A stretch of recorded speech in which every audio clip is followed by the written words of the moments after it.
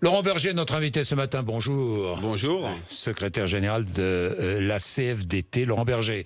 Je voudrais, avant de parler de la réforme des retraites, savoir où on en est, pour bien comprendre et bien expliquer les choses. Laurent Berger, Engie, Isabelle Kocher, débarquée de la direction générale, victime ou pas comment vous regardez? C'est toujours difficile parce que les militants de la CFDT ils restent dans l'entreprise, donc c'est toujours difficile d'avoir une position. Ils essayent de rester neutres, mais ils sont inquiets sur l'avenir quand même et le risque d'éclatement de l'entreprise. Moi, je vais vous dire ce que je pense, c'est que cette entreprise, elle était inscrite dans la transition écologique. Elle voulait s'inscrire dans...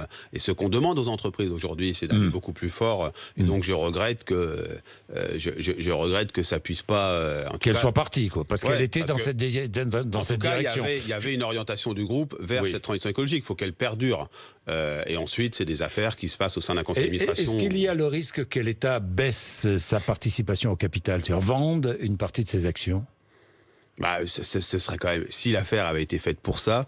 ce serait quand même un peu cynique d'une certaine manière. Donc je ne le souhaite pas. Moi, ce qui m'intéresse maintenant, je vais vous dire franchement, c'est le devenir du groupe, le devenir des salariés de ce groupe et le fait qu'il reste unifié et qu'il s'inscrive vraiment dans la transformation de son modèle pour aller vers la transition écologique.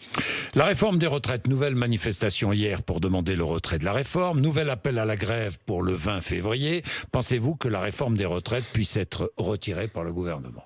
Franchement. Non, j'ai jamais cru ça. Vous n'y avez jamais cru?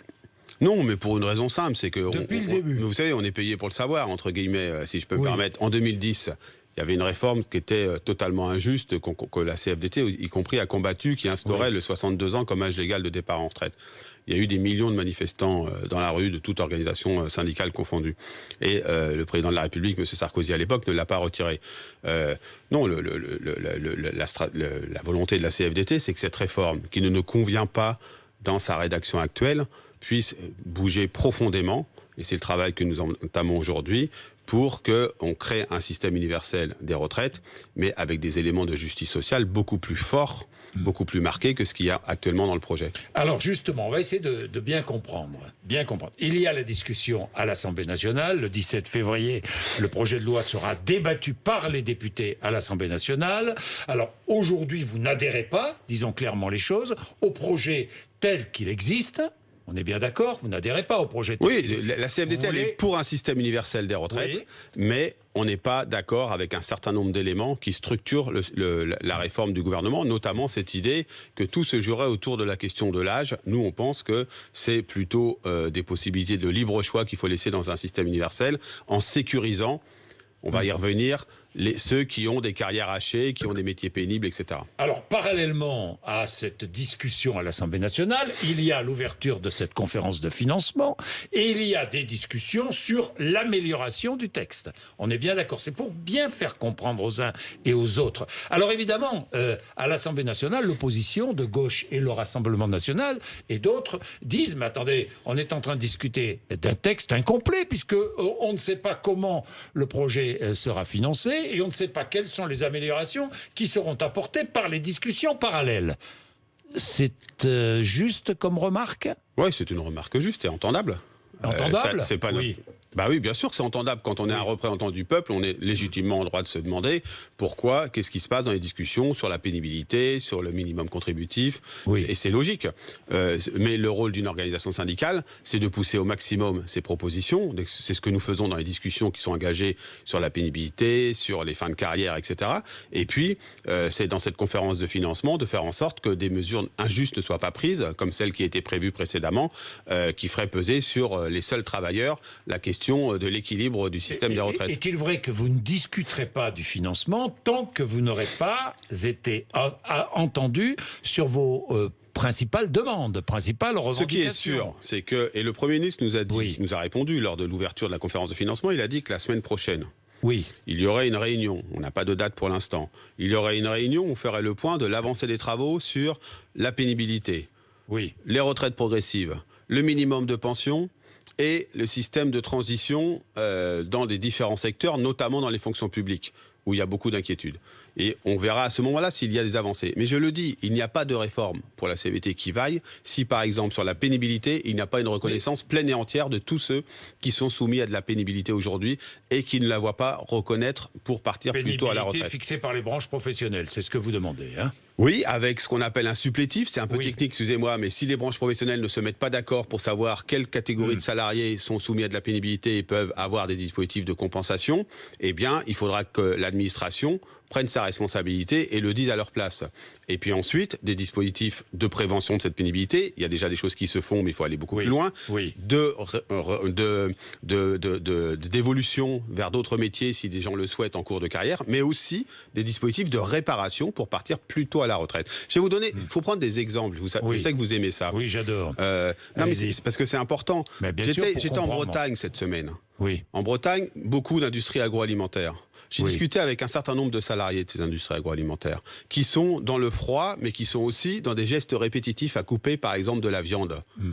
Eh bien, ces salariés ne voient pas leurs gestes répétitifs, leur posture, le fait qu'ils soient debout, reconnus. Est-ce que c'est normal ? Non. J'ai rencontré des salariés, des agents des fonctions publiques territoriales. Il y a des gens parmi eux qui ramassent les ordures, des gens parmi eux qui sont dans l'assainissement.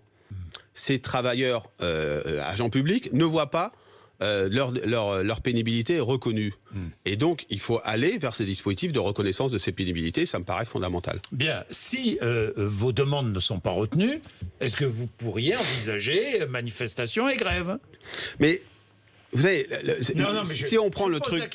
Mais vous avez raison de le poser comme ça. Regarde, il y a la discussion, pour que tout le monde comprenne bien, il y a la discussion à l'Assemblée nationale, il y a le financement qui va venir après, et il y a l'ouverture de discussions sur l'amélioration du texte pour rendre cette réforme universelle plus juste. J'ai bien résumé, c'est cela. Bon, si vos demandes ne sont pas acceptées par le gouvernement et par le patronat, est-ce que vous pourriez appeler à la mobilisation ? Oui, en tout cas, on dirait que cette réforme, elle a été plantée par le gouvernement. Je suis très clair. N'hésiterai pas. Mais bien sûr, j'hésiterai pas pour une raison simple. Dites-moi, c'est un ultimatum que vous lancez au gouvernement ? Non, c'est pas un ultimatum. Si. Non, c'est pas un ultimatum. Moi, j'ai des propositions. Mais bien sûr, si vous n'acceptez pas mes propositions, j'appelle à la grève. Depuis le début, M. Bourdin. Vous appelleriez à la grève ? Vous pourriez appeler à la grève ? Depuis le début, la CFDT dit... Est-ce que vous pourriez appeler à la grève ? Mais tout est possible, mais à une seule condition, c'est qu'on est sur la table les propositions. Vous savez, depuis le début, il y a deux choses. D'abord, on dit au gouvernement, vous ne pouvez pas courir deux lièvres à la fois. Créer un système universel, c'est extrêmement compliqué. Ça suscite des inquiétudes légitimes.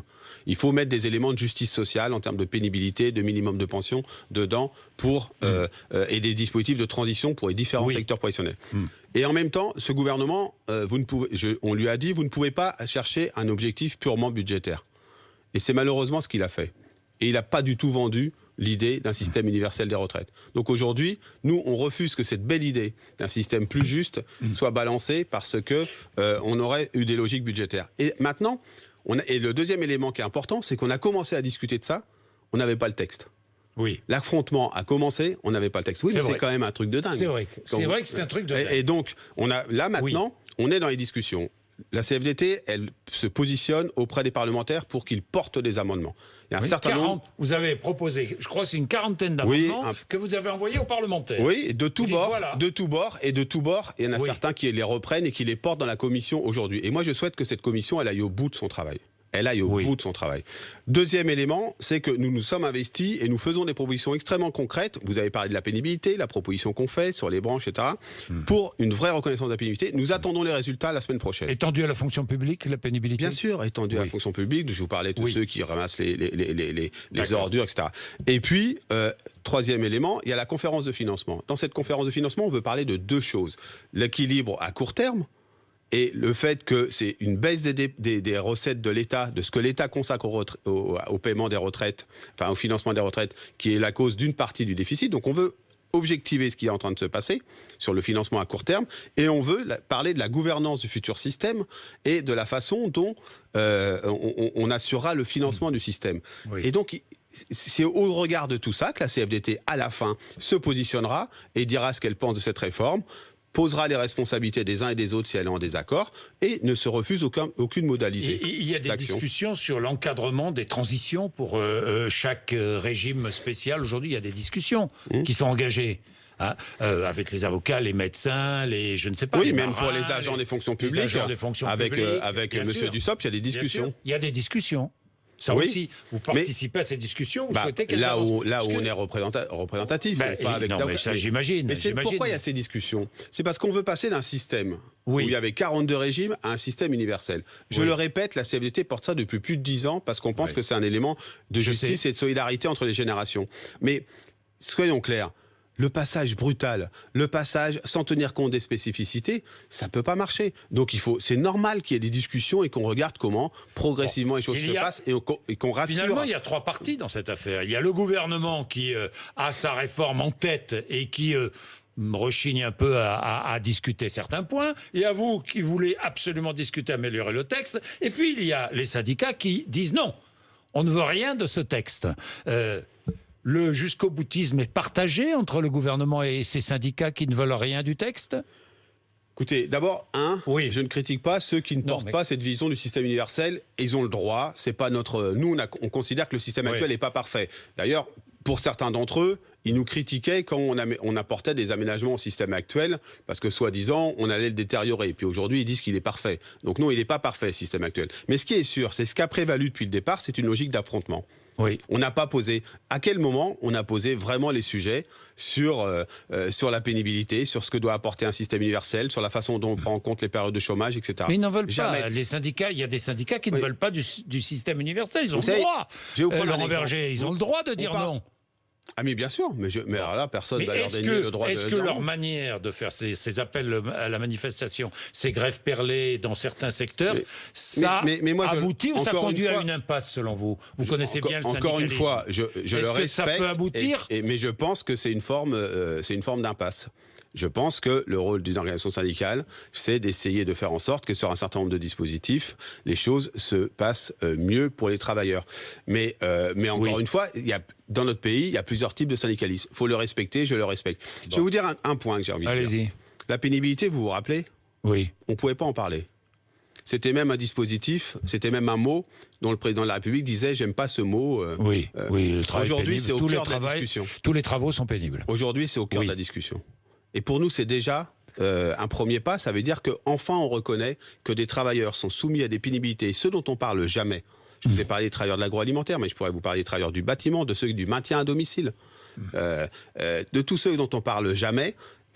Aujourd'hui, on pointe qu'ils sont soumis à de la pénibilité. Maintenant, il faut passer de la parole aux actes et que le gouvernement entende que s'il n'y a pas de la réparation pour eux en termes de départ anticipé, ce sera pipeau tout ça.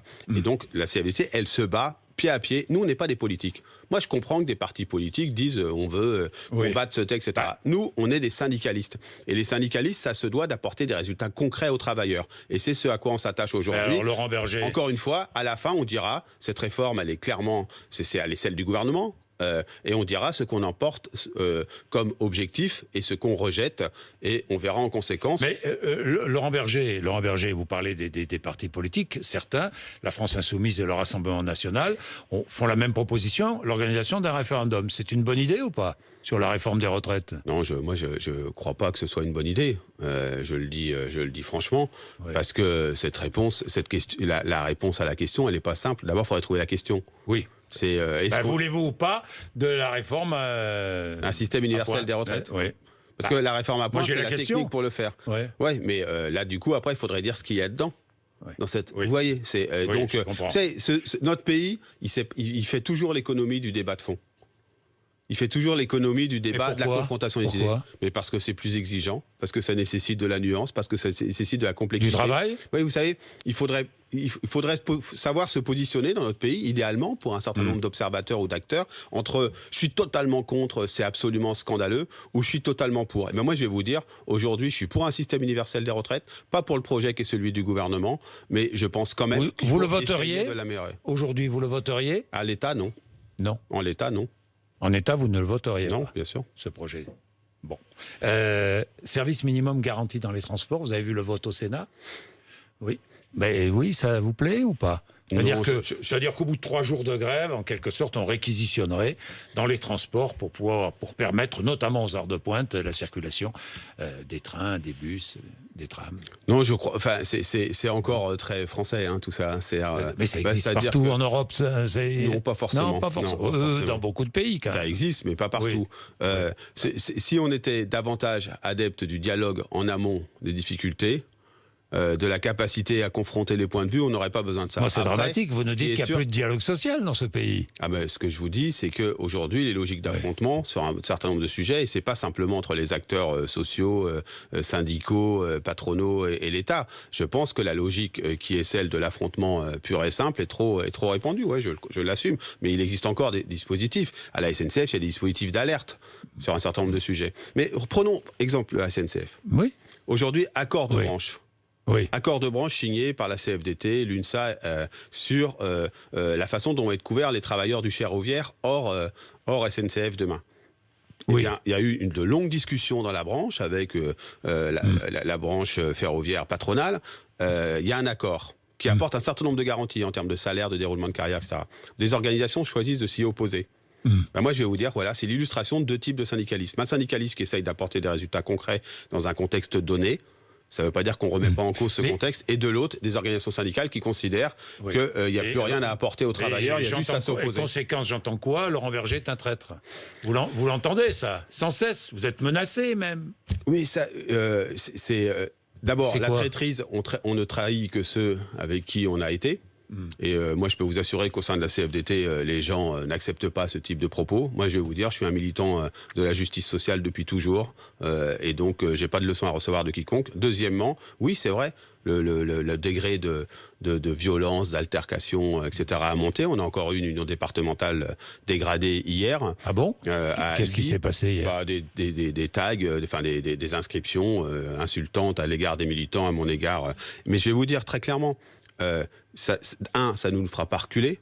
2, il faut arrêter avec ça. Il faut arrêter avec, y compris sur les réseaux sociaux, un peu partout, ces sortes de paroles et d'actes extrêmement faciles qui font monter le degré de violence. On est dans une démocratie, que ça soit contesté ou pas, c'est encore le cas. On est dans une démocratie. Dans une démocratie, la meilleure manière de s'affronter en termes d'idées, c'est de confronter les idées, de confronter les propositions et sûrement pas de s'invectiver et de se menacer. Laurent Berger, vous étiez avant-hier, je termine avec ça, à Villeurbanne, avec Nicolas Hulot, pour défendre le pacte du pouvoir de vivre, lancé il y a un peu plus d'1 an maintenant, avec de nombreuses associations, des ONG, avec des syndicats, dont le vôtre. Vous proposez un projet de société. C'est un programme politique? Vous vous engagez en politique? Non, c'est pas un programme politique, c'est un programme pour un autre modèle de société, un autre modèle de développement, avec une autre répartition de la richesse. Le fait qu'on s'inscrive délibérément dans la transition écologique, on n'a plus le temps. Vous savez, on n'a plus le temps. C'est maintenant qu'il faut faire les virages écologiques. Et en même temps, on ne peut pas le faire si on n'a pas davantage de justice sociale, si on ne se préoccupe pas davantage des plus fragiles, des plus pauvres. Il y a un rapport de l'OFCE qui est sorti cette semaine qui montre que les gains de pouvoir d'achat, pour 25%, ils ont bénéficié aux 5% les ménages les plus riches, et les 10% des ménages les plus pauvres ont vu une perte de pouvoir d'achat. 70% des ménages qui ont vu leur pouvoir d'achat augmenter. Oui, tant mieux. 70%. Mais pas les 10% les plus pauvres.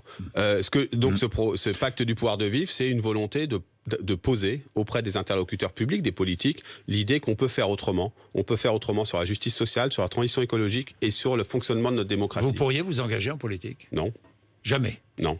Jamais. Vous ne vous engagerez jamais en politique? Non, si s'engager en politique. Non, mais il y a de la politique en politique. Je parle de politique politicienne. Non, si vous voulez savoir. Élu. Non. La réponse est non. Vous ne participerez jamais à aucune élection? Non. Après, si vous me dites si à 70 ans je participe dans mon village de 300 habitants à quelque chose, vous repasserez la vidéo. Mais la réponse est non, clairement pour 2 raisons. D'abord parce que moi je suis un militant syndical. Et que mon organisation, elle est indépendante des partis politiques et je ne lui ferai pas ce mauvais coup. Et la deuxième raison, c'est que je crois que dans la société civile, si on veut bien l'écouter, il y a encore beaucoup à faire pour porter les valeurs que je porte, qui sont celles de la justice sociale, de la démocratie, et aussi un peu plus de fraternité, parce qu'on en manque bigrement dans cette période. Merci Laurent Berger. Il est 8h53, RMC et BFM TV.